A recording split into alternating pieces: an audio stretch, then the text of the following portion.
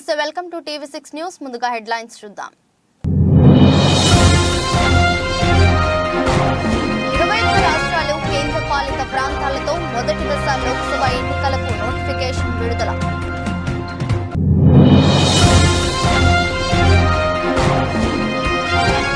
కోహ్లీ బాటలోని రాహుల్ తల్లిదండ్రులతో కలిసి KL రాహుల్ ప్రత్యేక పూజలు.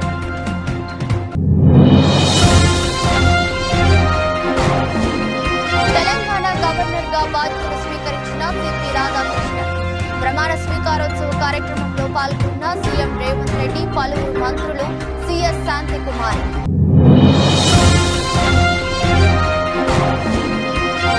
గేమ్ చేంజర్ డిజిటల్ రైట్స్ భారీ ధరకు కొనుగోలు చేసిన అమెజాన్.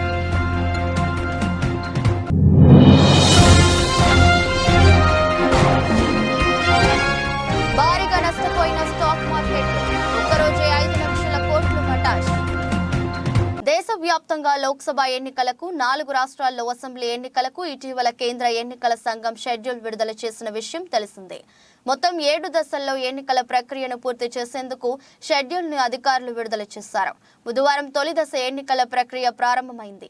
ఎన్నికల సంఘం నోటిఫికేషన్ విడుదల చేసింది. తొలి దశలో 21 రాష్ట్రాలు, కేంద్ర పాలిత ప్రాంతాల్లో 102 స్థానాలను ఎన్నికలు జరగనున్నాయి.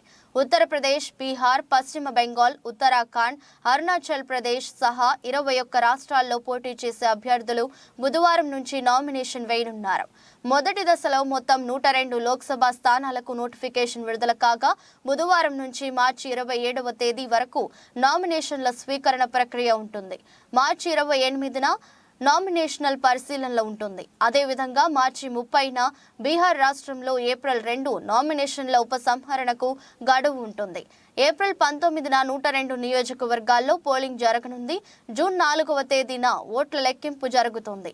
2024 లోక్సభ ఎన్నికల ప్రక్రియలో భాగంగా తొలి దశలో జరిగే ఎన్నికల అరుణాచల్ ప్రదేశ్ రాష్ట్రంలో 2, అస్సాంలో 4, మణిపూర్లో 2, మేఘాలయలో 2, మిజోరాం, నాగాలాండ్, సిక్కిం, త్రిపుర, అండమాన్ నికోబార్, లక్షద్వీప్, పుదుచ్చేరిలలో 1 స్థానంను, అదేవిధంగా తమిళనాడులో 39, రాజస్థాన్ రాష్ట్రంలో 12, ఉత్తరప్రదేశ్ రాష్ట్రంలో 8, మధ్యప్రదేశ్ రాష్ట్రంలో 6, మహారాష్ట్రలో 5, ఉత్తరాఖండ్ రాష్ట్రంలో 5, బీహార్లో 4, పశ్చిమ బెంగాల్లో 3 స్థానాల్లో ఎన్నికల ప్రక్రియకు నోటిఫికేషన్ను ఎన్నికల సంఘం విడుదల చేసింది. తొలి దశలో ఏప్రిల్ 19న 102 నియోజకవర్గాల్లో అత్యధిక సంఖ్యలో లోక్సభ స్థానాలకు పోలింగ్ జరగనుంది.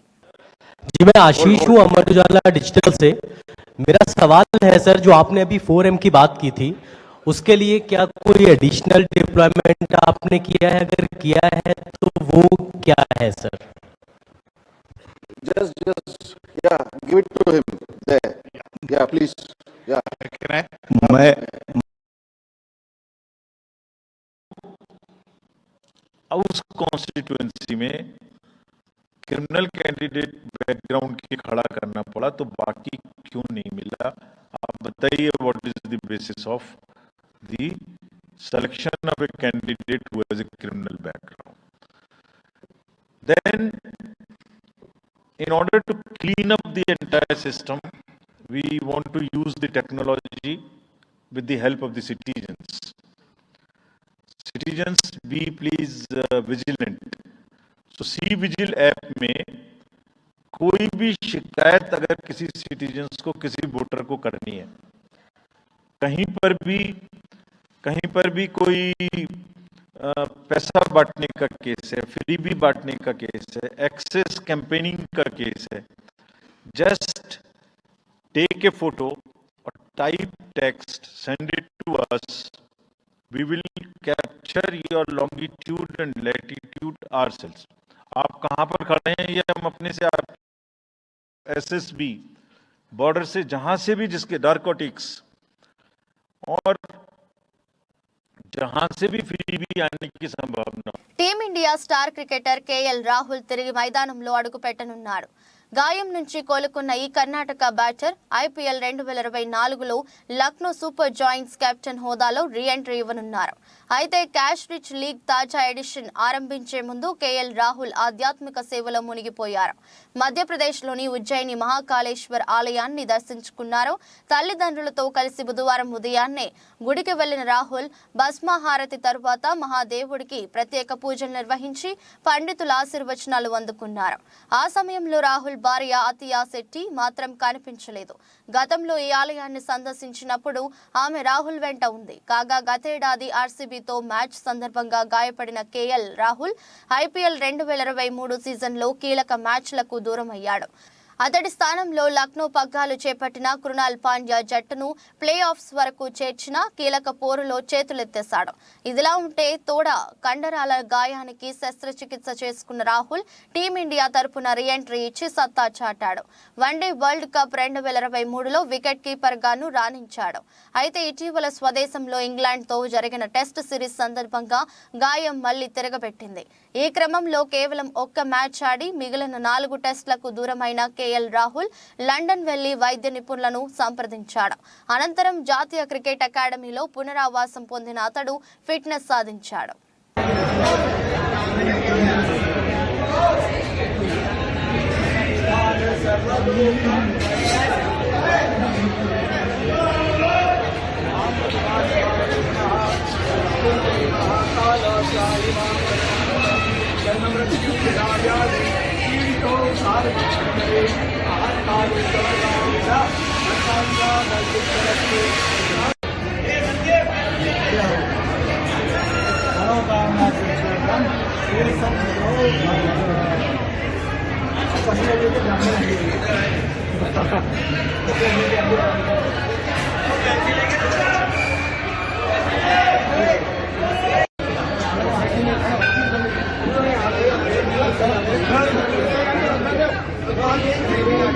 తెలంగాణ గవర్నర్ గా సిపి రాధాకృష్ణన్ బుధవారం ప్రమాణ స్వీకారం చేశారు.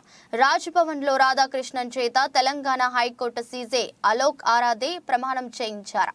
రాజ్భవన్ లో జరిగిన ఈ ప్రమాణ స్వీకారోత్సవ కార్యక్రమానికి సీఎం రేవంత్ రెడ్డి, పలువురు మంత్రులు, సీఎస్ శాంతికుమారి, ఇతర అధికారులు పాల్గొన్నారు. నూతన గవర్నర్ కు సీఎం రేవంత్ రెడ్డి పుష్పగుచ్చం అందజేసి అభినందనలు తెలియజేశారు.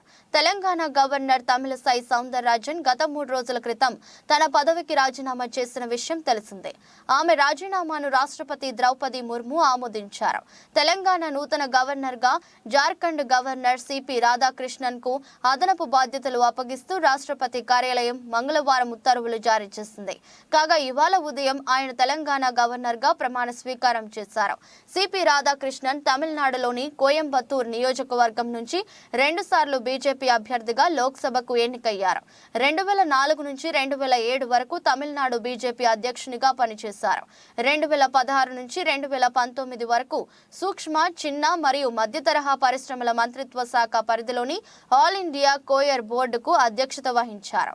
2023 ఫిబ్రవరిలో జార్ఖండ్ గవర్నర్ గా నియామకమయ్యారు.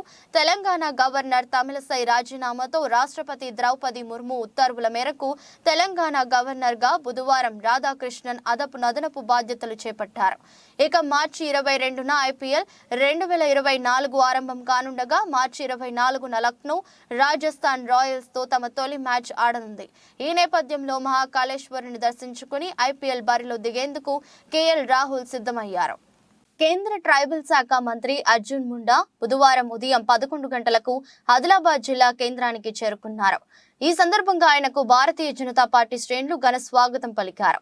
స్థానిక ఎమ్మెల్యే క్యాంపు కార్యాలయం వద్ద ఆయనను ఎమ్మెల్యే పాయల్ శంకర్ తో పాటు బీజేపీ ఆదిలాబాద్ పార్లమెంట్ అభ్యర్థి గోడం నాగేష్ పుష్పగుచ్చం అందజేసి శాలువాతో సత్కరించి స్వాగతం పలికారు.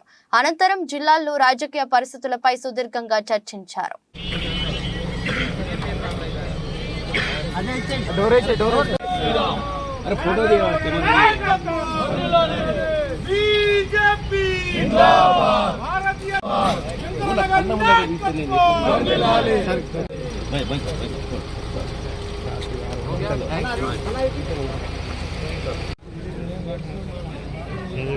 भारत माता की जय।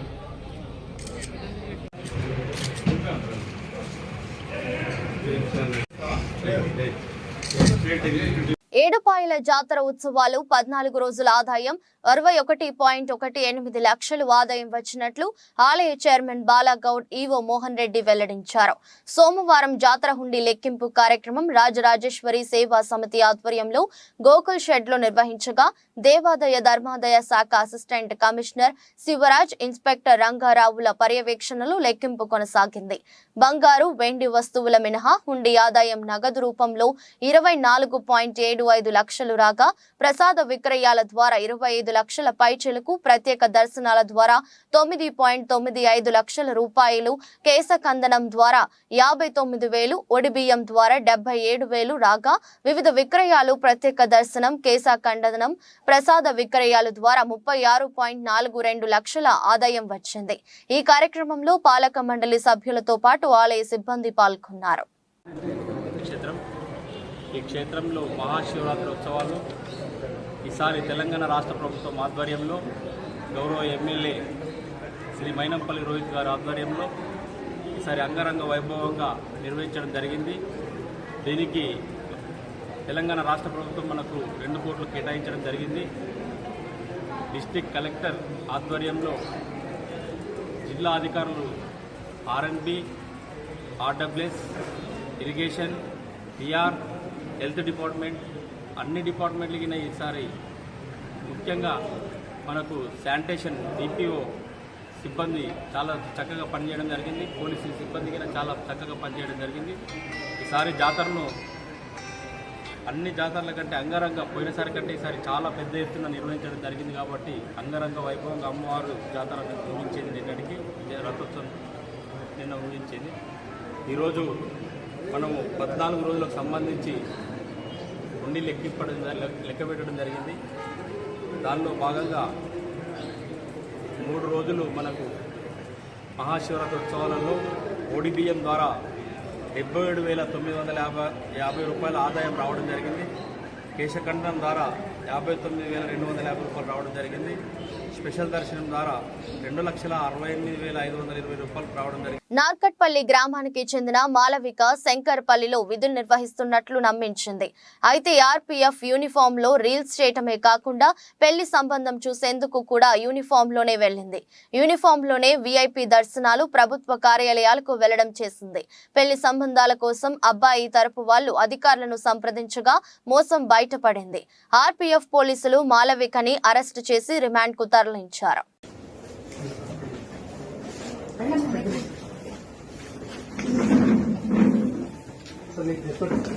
మీరే కదయ్యా కంప్లైంట్ ఇచ్చింది మీరేనా?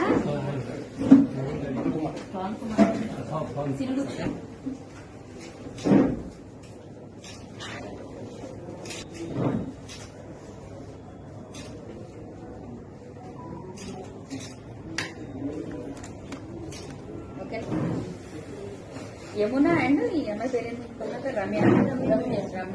యామిని రమ్య. రాంబిల్లి మండలం కొత్తపట్నం గ్రామం నందు నియోజకవర్గ శాసనసభ్యులు యువి రమణమూర్తి, రాజు మరియు మాజీ DCCB chairman you Sukumar Teja సమక్షంలో మండల నాయకులు, సర్పంచ్ చోడుపల్లి వెంకటేశ్వర్లు, ఉప సర్పంచ్ చోడుపల్లి నూకరాజు ఆధ్వర్యంలో తెలుగుదేశం పార్టీ నుండి పెద్ద ఎత్తున నాయకులు, కార్యకర్తలు వైఎస్ఆర్సీపీ తీర్థం పుచ్చుకున్నారు. వైఎస్ఆర్ పార్టీ అధికారులకు వచ్చినట్టే నేను గడప గడపకు వచ్చినట్టు చూశాను. మీరు ఎవరు బుక్ చూసినా ఒక కుటుంబం తీసుకుంటే 5 లక్షల నుంచి 15 లక్షల రూపాయల దాకా ఒక కుటుంబం డబ్బులు వచ్చి ఆ బుక్ లో ఇంతమంది ఎప్పుడన్నా ఈ పేర్లు అలిగించారా? అమ్మఒడి కానీ, ఆసరా కానీ, చేయూత కానీ ఇవన్నీ ఎప్పుడు అలిగించారా? ఇవాళ మేము వైద్యం గురించి 25 లక్షల రూపాయలు కార్డు ఇస్తున్నాం. ఏ జబ్బు వచ్చినా సరే దాంతో 25 లక్షలతో మీరు బ్రహ్మాండంగా వైద్యం చేయించుకునే అవకాశం కూడా ఇవాళ కల్పించాం. అందువల్లమ్మా మీకు రేపు రాబోయే రోజుల్లో మీ మత్స్యకారులకు ప్రత్యేకంగా, ఎందుకంటే ఇంకా చాలా ప్యాకేజీలు మీకు రావాల్సినవి ఉన్నాయి, చాలా చేయవలసింది కూడా ఉంది. తప్పకుండా మరి మీ అందరూ సహకరించి మీ గ్రామంలో కూడా, ఎందుకంటే ఇవాళ ఓటు అన్నది చాలా విలువైంది. అందువల్ల చూసి తప్పకుండా మా ప్రభుత్వాన్ని సహకరించండి, మా జగన్మోహన్ రెడ్డి గారిని దీవించండి.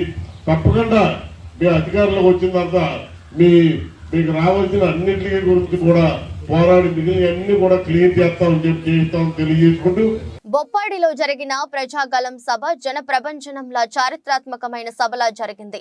బొప్పాడి సభకు 12 కిలోమీటర్ల దూరంలో నేను ట్రాఫిక్ లో ఇరుక్కుపోయానంటే సభకు ఎంత భారీ ఎత్తున ప్రజలు తరలివచ్చారనేది అర్థం చేసుకోవాలి. సభకు ఎటు సూచినా 15 కిలోమీటర్లు ట్రాఫిక్ ఆగిపోయిన పరిస్థితి నెలకొంది. సభలో ఒక భాగం ప్రజలుంటే 3 భాగాలు సభ బయట ట్రాఫిక్ లోనే ఉన్నారు. ట్రాఫిక్ ను క్లియర్ చేయడంలో, జనాన్ని కంట్రోల్ చేయడంలో పోలీస్ వ్యవస్థ తీవ్ర వైఫల్యం చెందింది. పోలీస్ వ్యవస్థ కావాలని ట్రాఫిక్ సమస్యను సృష్టించారు. 17వ తారీఖున బొప్పూడిలో జరిగినటువంటి మహాసభ అది ఒక జన ప్రభంజనం లాగా జరిగింది. ఒక చారిత్రాత్మకమైనటువంటి సభలాగా జరిగింది. ప్రధానమంత్రి నరేంద్ర మోదీ గారు, తెలుగుదేశం పార్టీ జాతీయ అధ్యక్షులు నారా చంద్రబాబు నాయుడు గారు, జనసేన అధ్యక్షుడు పవన్ కళ్యాణ్ గారు, నారా లోకేష్ గారు మరి ఆ సభలో పార్టిసిపేట్ చేయటం, అసలు ఆ ఏరియా మొత్తం కూడా నేనైతే 15 కిలోమీటర్ల దూరంలో బొప్పుడికి ట్రాఫిక్లో ఇరుక్కుపోయాను. ప్రధానమంత్రి గారి సియాఫ్లో నేను ఉన్నాను. అక్కడికి చేరుకోగలను లేదు అనేటువంటి ఒక భయం నాలో పట్టుకుంది. 15 కిలోమీటర్లు కూడా ఎటు చూసినా కూడా 15 కిలోమీటర్లు ట్రాఫిక్ ఆగిపోయింది. గ్రౌండ్లో ఉన్న జనం ఒక భాగమే ఉన్నారు, 3 భాగాల జనం బయటే ఉన్నారు. పోలీసు తీవ్రంగా వైఫల్యం చెందింది. మీటింగ్ ప్లేస్కి సరిగ్గా జనాన్ని చేరనీయకుండా మధ్యలోనే ఆపేసి కిలోమీటర్ల లెక్క ట్రాఫిక్ జామ్, కావాలని ట్రాఫిక్ జామ్ సృష్టించినటువంటి పరిస్థితి. మరి కొంతమంది వైసీపీ నాయకులు ఓటమి భయంతో తట్టుకోలేక పిచ్చి పిచ్చిగా మాట్లాడుతున్నటువంటి పరిస్థితి ఉంది. వీళ్ళకి బుద్ధి చెప్పడానికి ఎంతో సమయం లేదు, ఎన్నికల్లో ఉన్నాము. ఖచ్చితంగా ప్రజలు మీకు బుద్ధి చెప్పి ఎన్డీఏ కూటమిని అధికారంలోకి తీసుకొస్తారని చెప్పేసి నేను ఈ సందర్భంగా చెప్తా ఉన్నాను. కర్ణాటక మద్యం అక్రమంగా విక్రయిస్తున్న నిందితుల్ని పోలీసులు అరెస్టు చేశారు. అరెస్ట్ అయిన నిందితుడి వద్ద 58,000 ఏవైనా కర్ణాటక మద్యం పెట్టారా ప్యాకెట్లను సీజ్ చేశారు. నిందితుడి అరెస్టుకు సంబంధించిన Madanapalle rural circle CI Sadgurudu SI Chandrasekhar కథనం మేరకు పుంగనూరు మండలం అలజనేరు గ్రామంలో ఉండే మారప్ప గారి సుబ్రహ్మణ్యం కర్ణాటక రాష్ట్రం నుంచి అక్రమంగా 768 కర్ణాటక మద్యం ప్యాకెట్లను అమ్మకానికి సిద్ధంగా ఉంచినట్లు సమాచారం అందించారు. వెంటనే తనతో పాటు ఎస్ఐ చంద్రశేఖర్ సిబ్బందితో వెళ్లి సోదాలు జరిపి 58,000 రూపాయల విలువైన కర్ణాటక మద్యం ప్యాకెట్లను సీజ్ చేసి నిందితుడిని పోలీస్ స్టేషన్ కు తరలించి విచారణ అనంతరం తనపై కేసు నమోదు చేసి అరెస్టు చేశామని సిఐ తెలిపారు.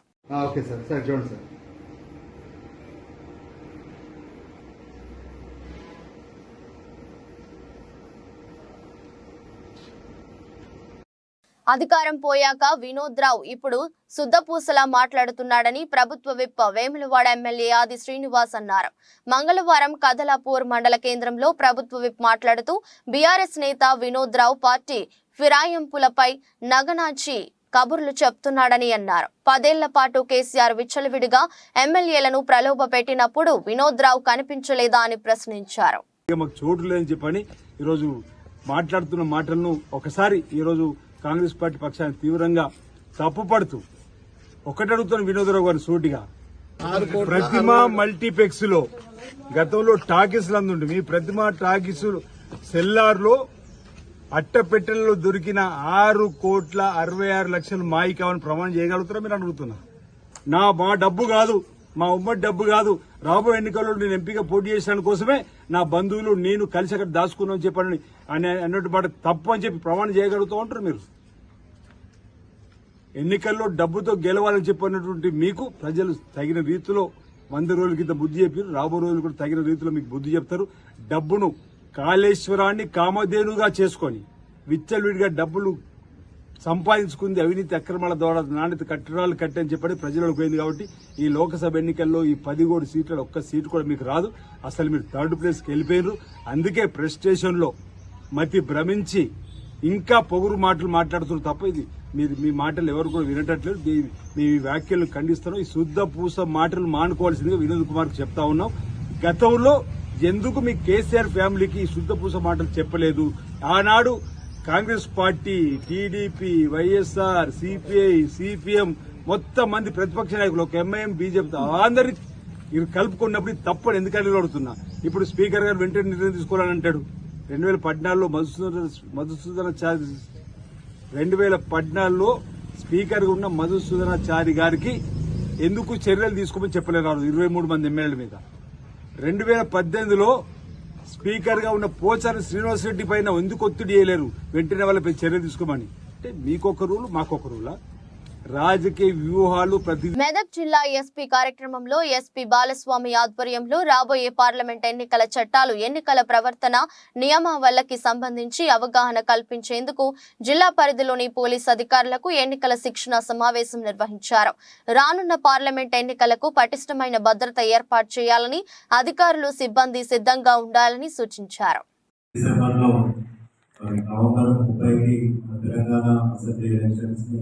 విజయవంతంగా కంప్లీట్ చేయడం జరిగింది. తర్వాత ఇప్పుడు మనకు పార్లమెంట్ ఎలక్షన్స్ కోసం ఎలక్షన్ కమిషన్ 16th రోజు నోటిఫికేషన్ జారీ చేయడం జరిగింది.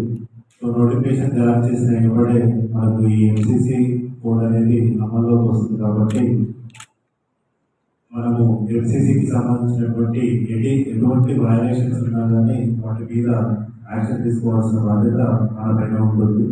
సో మెయిన్గా ఎంసీసీ వయలేషన్స్ ఏవైతే ఉన్నాయో అవన్నీ కూడా మనము ఎన్ఫోర్స్ చేయాలి. So we are the enforcing agency.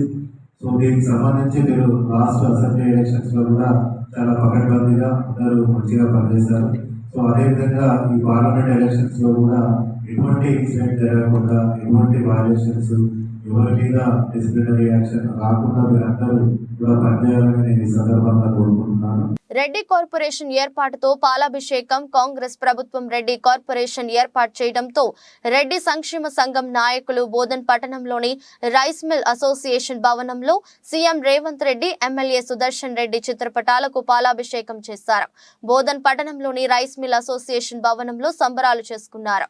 Bodhan division Reddy సంక్షేమ సంఘం ఆధ్వర్యంలో ముఖ్యమంత్రి రేవంత్ రెడ్డి, మాజీ మంత్రి ఎమ్మెల్యే సుదర్శన్ రెడ్డిలకు ధన్యవాదాలు తెలిపారు. ఈ సందర్భంగా రెడ్డి సంక్షేమ సంఘం ప్రతినిధులు మాట్లాడుతూ ఈ కార్యక్రమంలో రెడ్డి సంక్షేమ సంఘం అధ్యక్షుడు తిరుమల్ రెడ్డి, కౌన్సిలర్ శరత్ రెడ్డి, గోపాల్ రెడ్డి, విఠల్ రెడ్డి, శ్రీనివాస్ రెడ్డి, సంజీవ్ రెడ్డి, రవీందర్ రెడ్డి, నరేందర్ రెడ్డి తదితరులు పాల్గొన్నారు. మొన్నటి ఎన్నికల షెడ్యూల్ కంటే కొద్ది రోజుల ముందు మన రాష్ట్ర ప్రభుత్వం తరపున గౌరవనీయ ముఖ్యమంత్రి రేవంత్ రెడ్డి గారు వివిధ కులాలకు కార్పొరేషన్లు ప్రకటన చేయడం జరిగింది. అందులో రెడ్డి కార్పొరేషన్ కూడా ఏర్పాటు చేస్తున్నామని చెప్పినందుకు మా రెడ్డి సంఘం బోధన్ డివిజన్ తరపున, బోధన్ కాన్స్టిట్యున్సీ తరపున ముఖ్యమంత్రి గారికి, అట్లాగే స్థానిక ఎమ్మెల్యే అయినటువంటి మాజీ మంత్రి అయినటువంటి సుదర్శన్ రెడ్డి గారికి అభినందనలు తెలియజేస్తున్నాం.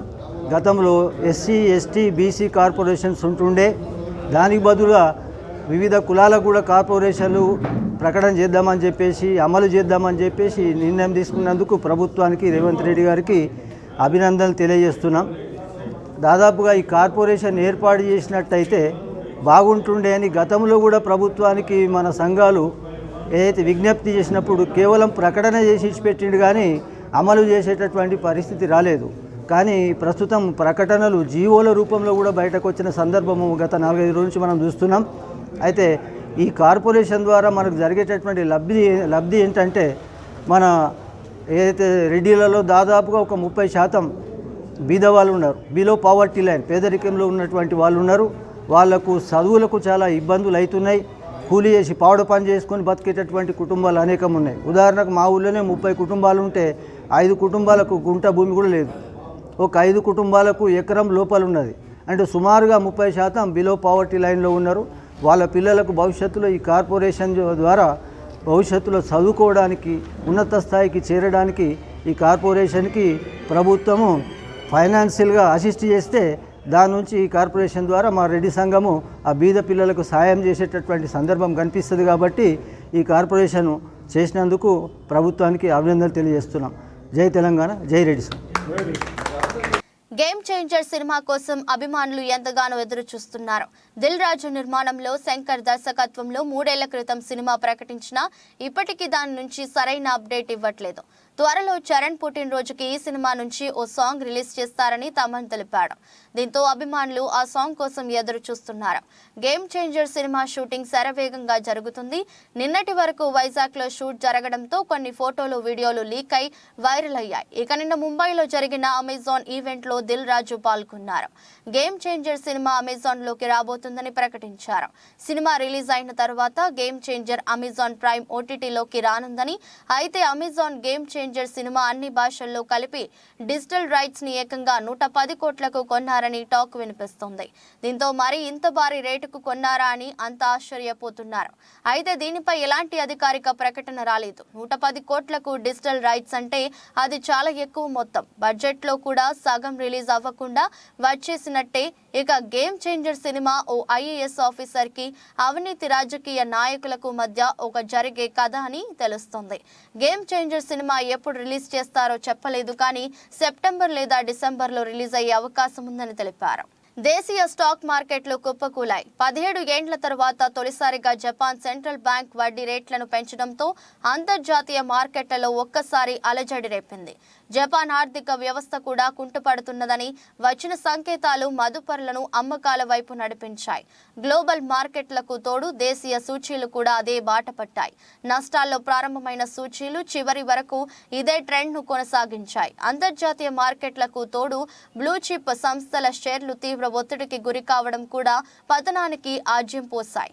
ఇంట్రాడేలో 800 పాయింట్లకు పైగా నష్టపోయిన 30 షేర్ల ఇండెక్స్ సూచి సెన్సెక్స్ ఒక దశలో 72,000 దిగువకు పడిపోయింది.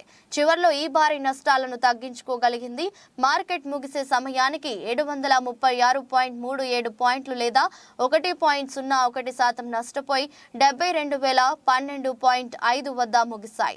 మరో సూచి నిఫ్టీ కూడా 238.25 పాయింట్లు కోల్పోయి తన కీలక స్థాయి 22,000 దిగువకు 21,817.45 వద్ద ముగిసింది. ఈ వారంలోనే అమెరికా ఫెడరల్ రిజర్వ్ వడ్డీ రేట్లపై నిర్ణయం తీసుకోనుండటం కూడా మదుపరులు వేచి చూసే ధోరణికి అవలంబిస్తున్నారు. స్టాక్ మార్కెట్ల భారీ నష్టాలతో లక్షల కోట్ల మదుపరుల సంపద హారతి కర్పూరంలా కరిగిపోయింది. దీంతో బీఎస్ఈలో లైస్టెన్ సంస్థల మార్కెట్ విలువ 4,66,777.98 కోట్లు కోల్పోయి 3,73,92,545.45 కోట్లకు పరిమితమైంది.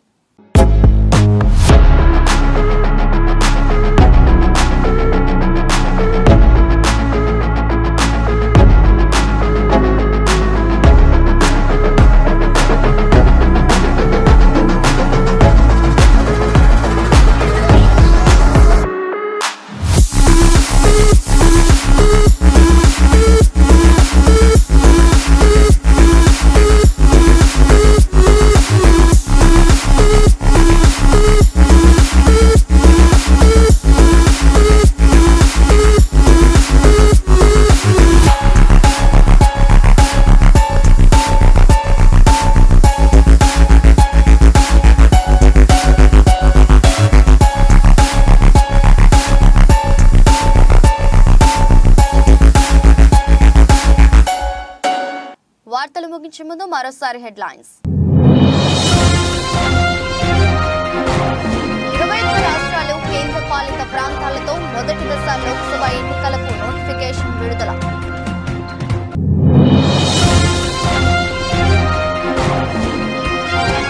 కోహ్లీ బాటలోనే రాహుల్, తల్లిదండ్రులతో కలిసి కేఎల్ రాహుల్ ప్రత్యేక పూజలు.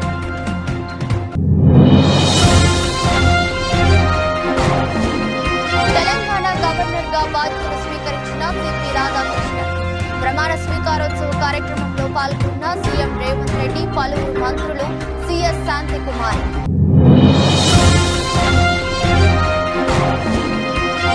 గేమ్ చేంజర్ డిజిటల్ రైట్స్ భారీ ధరకు కొనుగోలు చేసిన అమెజాన్.